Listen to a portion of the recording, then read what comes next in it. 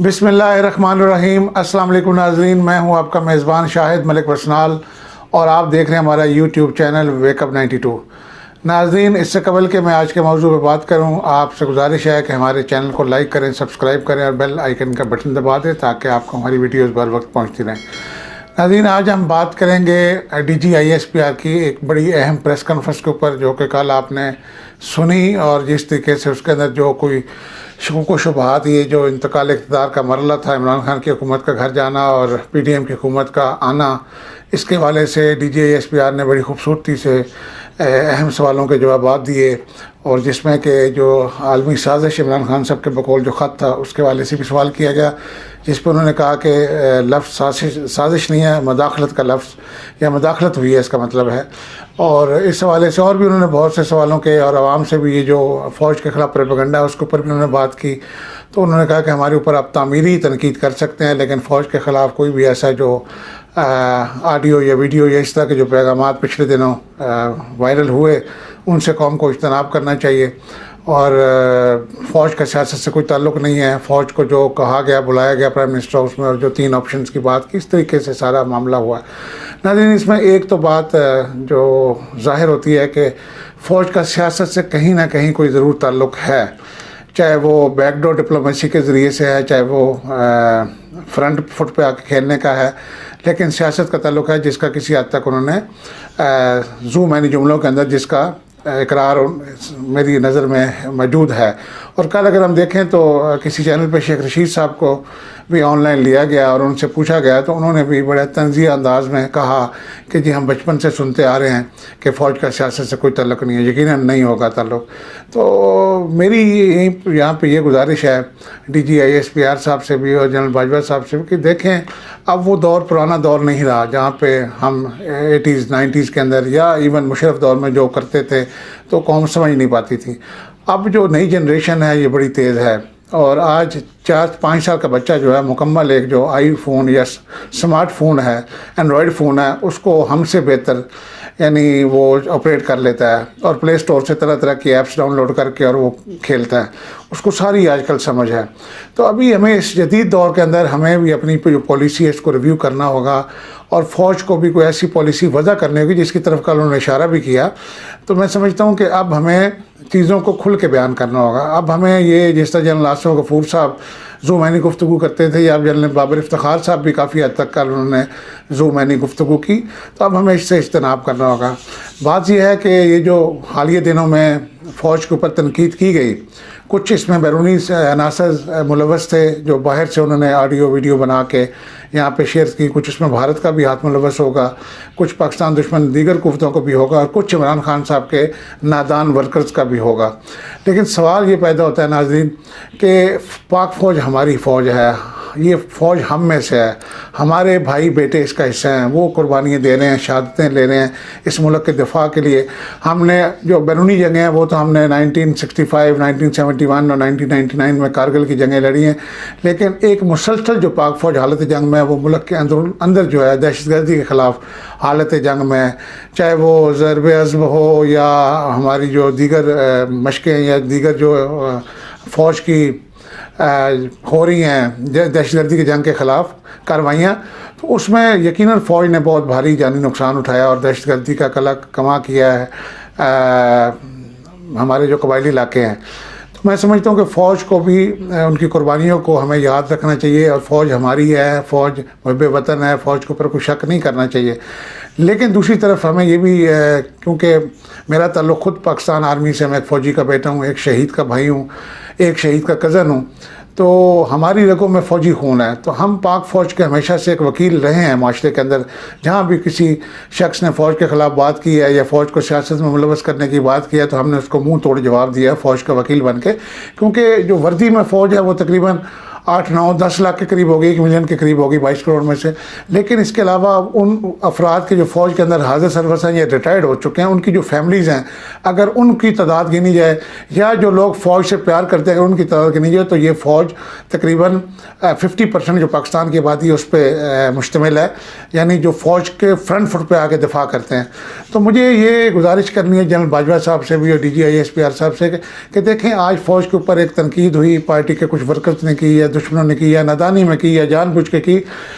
इसके पीछे भी एक रीज़न है जनरल साहब। वो रीज़न ये है कि अगर हमने माजी में जिन लोगों ने फ़ौज पे तनकीद की, अगर हमने उनको करार वाकई सज़ा दी होती, उनके मुंह बंद किए होते, तो शायद आज कोई इतनी खुल के जुर्रत ना करता फ़ौज के ख़िलाफ़ बकवास करने की, भौंकने की। तो मैं यहाँ पे थोड़ी सी आपको कुछ वीडियोज़ जनरल साहब दिखाना चाहता हूँ, जो कि बहुत मशहूर वीडियोज़ हैं, वो यूट्यूब के ऊपर पड़ी हैं, मुख्तलिफ़ चैनल से ऑन एयर हुई हैं, बार बार हुई हैं, जिसमें कि फ़ौज को खुले अल्फाज में या दबे अल्फाज में या ज़ू मैनी अल्फाज के अंदर फ़ौज को तनकीद का निशाना बनाया गया। तो मैं ज़्यादा दूर की बात नहीं करता, हम मुशर्रफ से यानी 2000 के बाद की बात करते हैं। तो आपको याद होगा गुजरांवाला के जलसे में मैं प्रोड्यूसर साहब से चाहूँगा कि वो क्लिप भी दिखाएं, जिसमें नवाज शरीफ साहब ने, जो पाकिस्तान के 3 बार प्राइम मिनिस्टर रह चुके हैं, उन्होंने खुले अल्फाज में एक वीडियो लिंक से खिताब करते हुए लंदन से गुजरांवाला के लाखों के मजमे में एक बात की थी कि जनरल बाजवा साहब, आपने ये जो 2018 के इंतखाबात में हमारी हुकूमत को गिराया और इमरान खान को सिलेक्ट करके लाया, इसका आपको हिसाब देना पड़ेगा, आपसे हम जवाब लेंगे, हिसाब लेंगे। और एक दफ़ा नहीं कहा, 2-3 मरतबा कहा, जनरल बाजवा तुम्हें हिसाब देना होगा। उसके बाद उन्होंने जनरल फैज़ हमीद को और उसके बाद मेरे ख्याल जनरल इरफान का भी नाम लिया था। तो जब फ़ौज को सरेआम एक जलसे के अंदर, कम से कम इमरान खान ने ऐसा तो कुछ नहीं किया कि जहाँ उसने फ़ौज का सरेआम नाम लेके उसने तनकीद का निशाना बनाया।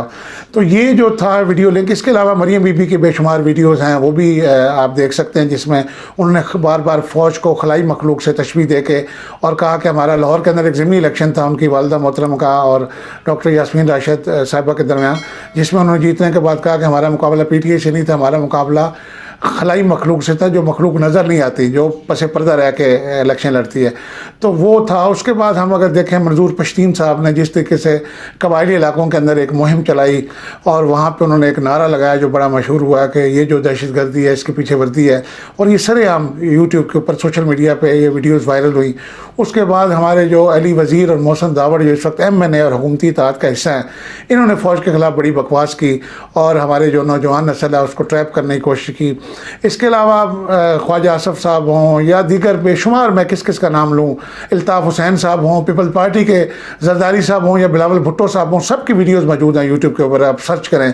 तो उन्होंने सरेआम फ़ौज को तनकीद का निशाना बनाया, यानी दाएँ बाएँ घूम के नहीं बल्कि सीधा सीधा फ़ौज पर अटैक किया है। गेट नंबर 4 का जिक्र करते हैं वो। आइए पुराने दौर में चले जाएँ, एयर मार्शल असगर खान का केस, जिसमें ISI ने IGI को पैसे दिए थे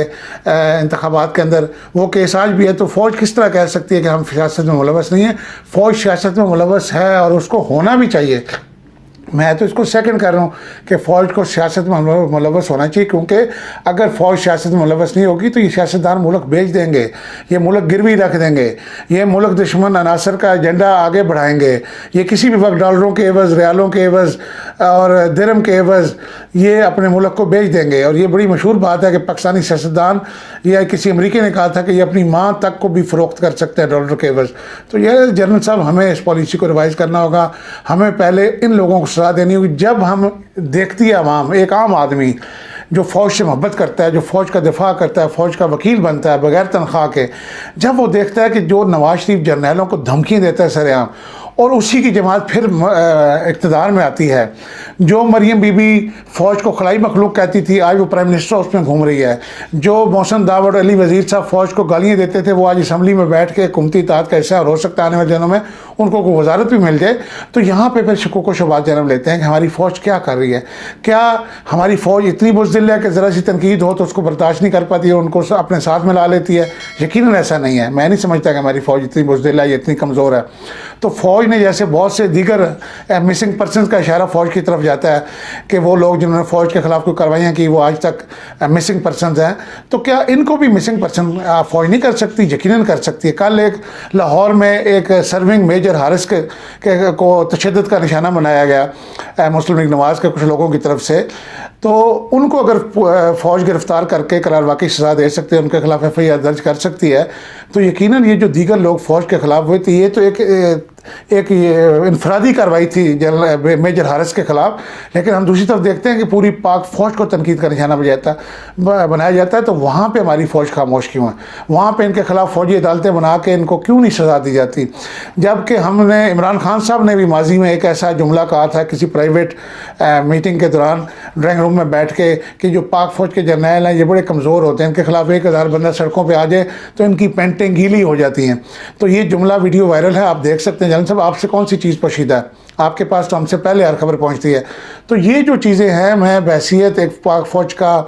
ادنا سا ایک محب وطن کارکن جو فوج کو اپنا ماتھے کا جھومر سمجھتا ہے، جو فوج کو اپنے سر کا تاج سمجھتا ہے، جو فوج کو اس پاکستان کے دفاع کا ضامن سمجھتا ہے، تو اس کو دکھ ہوتا ہے کہ جب ایسے لوگ اقتدار میں آتے ہیں کہ کیا زرداری کا سر محل، زرداری کی corruption, memo gate, Panama leaks اور یہ ایمن فیلڈ کے جو فلیٹس ہیں اور اربوں کی کرپشن جو آج بھی کیسز چل رہے ہیں ہمارے نیب کے اندر، یہ کس نے بنائے تھے؟ ان کے پیچھے کون تھا؟ جو نواز شریف صاحب کہتے ہیں کہ جنرل فیض صاحب اور مریم نواز کہتی ہے کہ جنرل فیض صاحب آپ نے عدالتوں کو اوپر اثر انداز ہو کے ہمارے خلاف کیسز بنوائے، ہمارے خلاف فیصلے دلوائے۔ تو یہ چیزیں کسی سے ڈھکی چھپی نہیں ہے، لہذا ہمیں تھوڑا سا اپنی پالیسی کو ریوائز کرنا ہوگا، فوج کو بھی ایڈمٹ کرنا ہوگا کہ اس کا ماضی میں بھی اور حال میں بھی سیاست سے تعلق ہے کسی نہ کسی حوالے سے۔ ٹھیک ہے، وقت اس کو ملکی سلامتی سے جوڑ لیں، لیکن سیاست سے انکار نہ کریں، کیونکہ اب لوگ ہنستے ہیں کہ ایک باوردی جنرل جو اتنے مقدس وردی ہے اس ملک کی، جنرل باجوہ صاحب آپ سپہ سالار ہیں کہ اسلامی ملک کے جو اس وقت امت مسلمہ کو لیڈ کرنے جا رہا ہے، ایک ایٹمی طاقت اسلامی ملک کے آپ سپہ سالار ہیں، آپ کھل کے بتائیں کہ عمران خان صاحب نے کیا غلطیاں کی، آپ کھل کے بتائیں کہ نواز شریف نے کیا غلطیاں کی، عاصمت زرداری نے کیا غلطیاں کی، ماضی میں بھٹو صاحب نے یا بے نظیر صاحبہ نے کیا غلطیاں کی، جنرل ضیاء الحق سے کیا غلطی ہوئی، جنرل پرویز مشرف صاحب سے کیا غلطی ہوئی۔ دیکھیں فوج کی بدنامی مشرف دور میں بہت زیادہ ہوئی تھی۔ مجھے یاد ہے کہ جو انہوں نے چیف جسٹس افتخار چودھری کے خلاف اس کو جو سسپینڈ کیا تھا، اتارا تھا، ان کے عہدے سے ہٹایا تھا، تو اس کے بعد جو ایک وکلا تحریک چلی تھی اس کے اندر فوج کو بے شمار گالیاں دی گئیں، ہر بار کے اندر سر عام فوج کے خلاف نعرے لگائے گئے۔ مجھے یاد ہے کہ جتنی فوج کی اس وقت بدنامی ہوئی میری زندگی میں نے اپنے 51-52 سال زندگی میں اس سے پہلے فوج کی اتنی بدنامی نہیں دیکھی، لیکن اس کے بعد ہمارے جنرل اشفاق پرویز کیانی نے، جنرل رحیل شریف صاحب نے، جنرل باجوہ صاحب نے نو ڈاؤٹ فوج کی بہت عزت بنائی اور فوج کو 2000 سے پہلے کا جو مقام تھا فوج کا وہاں پہ لا کھڑا کیا اس مقام کے اوپر۔ لیکن آج پھر ایک ایسی چھوٹی سی غلطی سے کہ عدالتوں کا رات کو لگنا اور آرمی چیف کا DGI کا آخری رات پرائم منسٹر اس میں جانا یا پرائم منسٹر سے مذاکرات کرنے یا بیچ میں انٹروین کر کے جو بھی مفاہمت کی پالیسی کہہ لیں یا اس کو جو بھی کہہ لیں، جو طرح طرح کی باہر بولیاں بولی گئیں ٹی وی چینلز کے اوپر یا یوٹیوب چینلز کے اوپر، تو اس سے بہت سے شکوک و شبہات جنم لیتے ہیں۔ لہذا فوج کو یا تو بالکل نیوٹرل رہنا چاہیے اور یا کھل کے سیاست میں آنا چاہیے، کیونکہ فوج کا ایک پولیٹیکل ونگ ہے ISI کے اندر۔ ISI کے ہمیشہ سے ملک کے دفاع کے لیے انہوں نے ہمیشہ سے اپنا پس پردہ رہ کے کارنامہ سر انجام دیا ہے، تو لہذا ان کو اب بتانا چاہیے کہ یہ جو دیکھیں نا، اگر آپ کہتے ہیں آئین کی خلاف ورزی ہو رہی تھی، اس رات ووٹنگ نہیں کروائی جا رہی تھی، تو آئین کے آرٹیکل فلاں کی خلاف ورزی ہو رہی تھی، فلاں کی خلاف ورزی ہو رہی تھی، تو جنرل صاحب ہمیں یہ بھی تو دیکھنا ہے کہ جو منحرف اراکین ہیں، جب وہ آرٹیکل 62 یا 63 کی خلاف ورزی کے مرتکب پائے گئے اور وہ اپنے فلور کراسنگ کے مرتکب پائے گئے، اور 3 اپریل کو انہوں نے اپنی جو حمایت ہے وہ ایاز صادق کی، جب اسپیکر ایک ڈمی اجلاس ہوا تھا، علامتی اجلاس ہوا، تو اس میں انہوں نے اپنی جو 20 رکنی منحرف اراکین تھے انہوں نے اپنی حمایت کا اعلان PDM کے ساتھ کیا تھا۔ تو کیا یہاں پہ بھی تو آئین کی خلاف ورزی ہو رہی تھی؟ اس کو کیوں نہیں آپ نے یقین بنایا؟ تو چاہیے تو یہ تھا کہ آپ ان 20 اراکین کو بھی جو صدارتی ریفرنس کی روشنی میں اڑا کے باہر پھینکتے، ان کو تاحیات نااہل کرتے، ادھر سے ووٹنگ کرواتے، تاکہ ایک بیلنس نظر آتا کہ فوج نے جہاں جہاں آئین کی خلاف ورزی ہوئی ہے، عدلیہ نے جہاں جہاں آئین کی خلاف ورزی ہوئی ہے وہاں پہ انٹروین کر کے آئین پر عمل درآمد کو یقینی بنایا، آئین و قانون کی حکمرانی کو قائم کیا ہے۔ تو ہمیں یہ سوچنا ہوگا، ہمارا دل دکھی ہے، ہم ٹھیک ہے ایک اینالسٹ ہے، پولیٹیکل ایک تجزیہ نگار کی حیثیت سے میں ماضی میں سیاسی ورکر بھی رہا ہوں، سماجی ورکر ابھی بھی ہوں، تو مجھے یہ دکھ لگتا ہے کہ ہماری فوج کو اب اس طرح کے کہ جس سے عوام میں تماشا بنے، جب کل کو عوام اس سے زیادہ کھل کے فوج کے خلاف ہو، ہمیں ان لوگوں کا راستہ روکنا ہوگا۔ دیکھیں ہم نے پاکستان میں جو ایٹمی طاقت جس نے پاکستان کو ایٹمی طاقت بنایا، جس نے یہ ہمارا ایٹمی پروگرام مکمل کیا، ڈاکٹر عبدالقدیر خان صاحب مرحوم، ہم نے ماضی میں ان کے ساتھ کیا کیا؟ امریکہ کے کہنے پہ ایک محب وطن پاکستانی کو، ڈاکٹر عبدالقدیر خان کو ہم نے اٹھا کے جیل میں ڈالا، اس کو ذلیل الرسوا کیا، اس کو گھر میں نظر بند کیا، اس کے اوپر طرح طرح کی پابندیاں لگائیں۔ تو یہاں پہ پھر دل دکھتا ہے کہ جو محب وطن پاکستانی جنہوں نے پاکستان کے لیے اپنی زندگیاں وقف کی، ان کے خلاف تو اس طرح کی انتقامی کروائیاں ہوں، اور جو فوج کے خلاف سرے ہم بھونکتے ہیں، جو فوج کے خلاف سرے ہم بکواس کرتے ہیں، ان کو ہم کھلا چھوڑ دیتے ہیں، بلکہ واپس ان کے اقتدار میں لے آتے ہیں۔ اگر آپ نے عمران خان کو ہٹانا تھا، عمران خان صاحب یقیناً ان سے مہنگائی کنٹرول نہیں ہو رہی تھی، ان سے ملک کی جو اکانومی بھی کنٹرول نہیں ہو رہی تھی، تو آپ نے اگر ہٹانا تھا آپ ہٹاتے، اس کو گھر بھیجتے، لیکن ساتھ ہی نئے انتخابات کا اعلان کروا دیتے۔ عدلیہ کر سکتی تھی اعلان، آپ عدلیہ سے کروا سکتے تھے۔ آپ ایک نگران کیئر ٹیکر سیٹ اپ لے آتے، جس طرح ماضی میں آپ نے امپورٹڈ پرائم منسٹر شوکت ترین صاحب یا معین قریشی صاحب یا دیگر ہمارے جو اسٹیبلشمنٹ کے قریبی لوگ ہیں، ان کو آپ ایک ٹیکنوکریٹس کی گورنمنٹ بنا دیتے، ایک نگران حکومت بنا دیتے جو الیکشن کرواتی۔ تو بہت سے حل تھے، یہ نہیں لازمی کہ آپ ان کو لے آئیں جن کے خلاف اربوں روپے کے کیسز، یعنی اب شہباز شریف صاحب جن کے اوپر نیب میں اربوں روپے کے کیسز ہیں، جو اس وقت زیر سماعت ہیں، ان قریب ان پہ اوپر فرد جرم عائد ہونے والی ہے۔ مقصود چپڑاسی کا کیس بڑا مشہور ہے، حمزہ شہباز صاحب کے خلاف کیسز ہیں، نواز شریف صاحب کے خلاف کیسز ہیں۔ جب عوام دیکھتے ہیں کہ جو سب سے بڑے مجرم ہیں، جنہوں نے لوٹ مار کر کے اربوں روپیہ بے نامی اکاؤنٹس میں ٹرانسفر کیا اور باہر اپنے اثاثے بنائے، آمدن سے زائد اثاثے ہیں، جب وہ اس ملک کا اچانک پرائم منسٹر بن جاتا ہے، اس کا بیٹا اس ملک میں ملک کی تاریخ میں پہلی دفعہ باپ بیٹا اکٹھے اقتدار میں آتے ہیں، باپ پرائم منسٹر اور بیٹا چیف منسٹر، 16 اپریل کو چیف منسٹر بننے جا رہے ہیں۔ تو میں قبل از وقت بتا رہا ہوں کہ وہ آئندہ کے پنجاب کے وزیر اعلیٰ ہے۔ جب ہم دیکھتے ہیں کہ یہ جرائم پیشہ عناصر، یہ چور ڈاکو جب اقتدار میں دوبارہ آتے ہیں، تو پھر عدلیہ کے اوپر بھی سوال اٹھتا ہے، پھر فوج کے اوپر بھی سوال اٹھتا ہے کہ کیا ملک کا دفاع کرنا، ملکی خزانے کا دفاع کرنا آپ کی ذمہ داری نہیں ہے؟ کہ اگر کوئی ملک کو لوٹ رہا ہو، آپ سرحدوں پہ دفاع کرتے رہ جائیں اور ملک کو اندر سے کھوکھلا کر دیا جائے؟ تو یہ میرے خیال میں جنرل صاحب، میں خدا رہا میری آپ سے دست پہ دستہ گزارش ہے کہ خدا رہا ہم محب وطن جو پاکستانی ہیں، جو فوج کو دل اور دماغ کی ہماری اس کے اندر بس رہی ہے فوج، اور جو ہم ان کو عزت اور وقار کو اضافہ کر دیکھنا چاہتے ہیں فوج کے اندر، تو ہمیں بڑا دکھ ہوتا ہے جب فوج کے خلاف کوئی کتا بھونکتا ہے، جب فوج کے خلاف کوئی بکواس کرتا ہے، جس میں میں سمجھتا ہوں ہماری جو 8-9 لاکھ یا 10 لاکھ فوج ہے، اس میں سے 9,90,000 نہیں بلکہ 9,09,990 لوگ جو ہے وہ بالکل ان کا کوئی قصور نہیں، ان کی طرف کسی کا اشارہ نہیں ہوتا۔ یہ صرف ہمارے جو ٹاپ کے 5-6 جنرل ہوتے ہیں یا کور کمانڈرز ہوتے ہیں، یہ ان کے درمیان گیم پائی جاتی ہے، جس کا الزام پوری فوج کے اوپر، پورے ادارے کے اوپر آتا ہے۔ تو لہٰذا فوج کو تھوڑا سا اپنی پالیسی کو ریوائز کرنا ہوگا۔ عمران خان صاحب کی حکومت کو آپ نے نکالا، ہماری عمران خان صاحب سے کوئی ہمدردی نہیں ہے، ہماری نواز شریف صاحب سے کوئی ہمدردی نہیں ہے، ہماری آصف زرداری صاحب سے کوئی ہمدردی نہیں ہے، ہماری دیگر جو بھی سیاسی جماعتیں ان سے کوئی ہماری ہمدردی پاکستان کے ساتھ ہے، پاکستان کے فوج پاکستان کے ساتھ ہے۔ دیکھیں یہاں ہم ایئر فورس کو، نیول چیف جو ایئر چیف اور نیول چیف، ان کو سلام پیش کرتے ہیں کہ انہوں نے ہمیشہ اپنے آپ کو نیوٹرل رکھا، انہوں نے کبھی کسی سیاسی کارروائی کے اندر حصہ نہیں لیا، کبھی کسی سیاسی حکومت کے اعلیٰ کار نہیں بنے، وہ اپنی پیشہ ورانہ جو فرائض ہیں، نیوی بھی ہماری جو ہے بحری سرحدوں کی محافظ ہے، اور جو ہماری فضائیہ ہے، جو ہماری فضائی حدود کی محافظ ہے، وہ ہمیشہ اپنی پیشہ ورانہ خدمات سر انجام دیتے ہیں۔ یقیناً ہماری پاک فوج بھی اپنی پیشہ ورانہ خدمات بڑی فوج کی حیثیت سے ہماری زمینی سرحدوں کی حفاظت کر رہی ہے، قربانی دے رہی ہے، شہادتیں دے رہی ہے۔ میرا خود اپنا بھائی شہید ہوا ہے، میرا کزن ابھی ریسنٹلی شہید ہوا ہے وزیرستان میں۔ تو ہمیں فوج کو بھی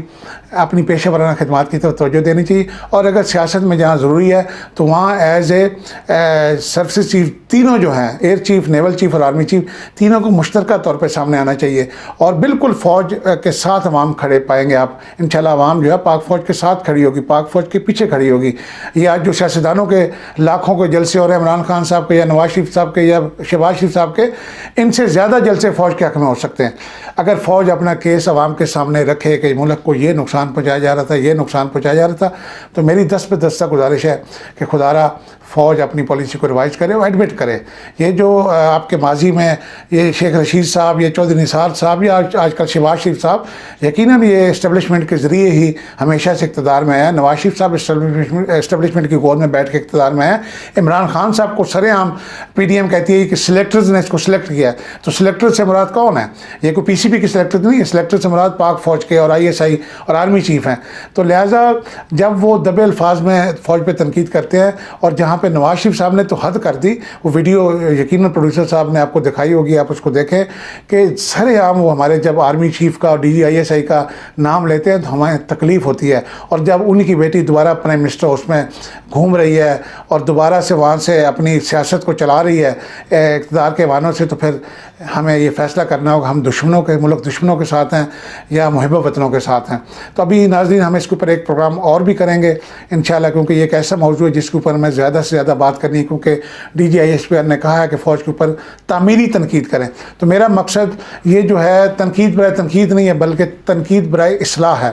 اور حضرت علی کا بڑا مشہور فرمان ہے کہ اچھی بات آپ کو جہاں سے ملے، ایون یہاں سے تک کہ کسی جاہل سے بھی اچھی اور علم کی بات ملے اس کو حاصل کر لیں. اور اسلام کے اندر حدیث ہے کہ جو حکمت کی بات ہے وہ مومن کی گمشدہ پونجی ہے، جہاں سے ملے اس کو لے لیں. تو فوج جو ہے یقیناً فوج کے اپنے تھنک ٹینکس ہیں، بڑے بڑے قابل فوج کے اندر آفیسرز ہیں، بڑے بڑے ذہین لوگوں سے فوج کا رابطہ ہوتا ہے، لیکن ایک عام آدمی کی آواز کو بھی سمجھیں. اور اگر اچھی بات کوئی ایک عام آدمی بھی کرتا ہے تو اس کو حاصل کریں اور اس کو فوج کے اندر امپلیمنٹ کریں. مجھے یاد ہے کہ میں نے army chief general Qamar Javed Bajwa صاحب اور DGI سے جو سابقہ تھے فیض حمید صاحب کو ایک اوپن لیٹر لکھا تھا آج سے تقریباً سال پہلے. میں نے اس کو خود GHQ اور ISI کے ایڈریس پہ، اسلام آباد کے ایڈریس پہ پوسٹ کیا تھا، جس پہ میں نے یہ بہت پہلے بات کہی تھی کہ جنرل صاحب اگر اس وقت کیونکہ ڈیل کی باتیں چل رہی تھیں، میں نے کہا تھا جنرل صاحب اگر اب